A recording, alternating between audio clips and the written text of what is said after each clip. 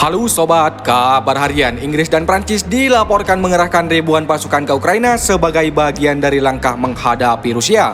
Sebuah keputusan yang langsung membuat suasana Eropa berubah drastis. Ruang rapat yang biasanya sunyi kini dipenuhi suara gesekan kursi, bunyi spidol di peta, dan kalimat jumlahnya sudah ribuan yang diucapkan dengan wajah sangat serius.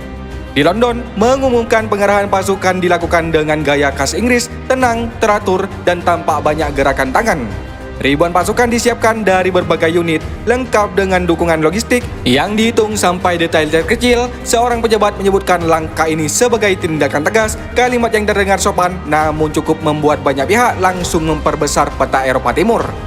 Sementara itu di Paris, suasana tak kalah sibuk. Ribuan pasukan Prancis disiapkan dengan pembagian peran yang rapi. Fokus drama bukanlah jumlah, tapi juga ke lokasi dan kesiapan.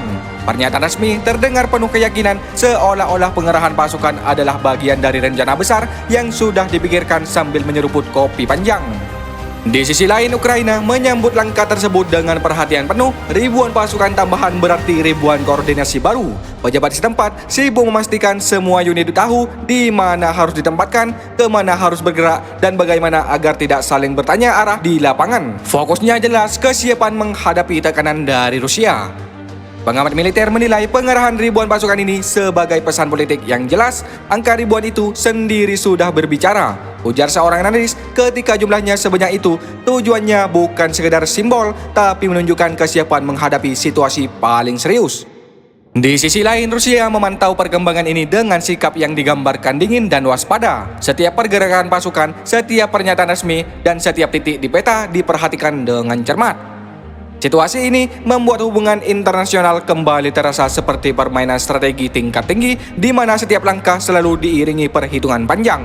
Negara-negara Eropa lain ikut menoleh, sebagian menyatakan dukungan, sebagian memilih diam sambil mengamati, dan sebagian lagi sibuk menghitung apa arti ribuan pasukan bagi stabilitas kawasan. Diskusi pun bergeser dari teori ke logistik, dari pidato ke posisi.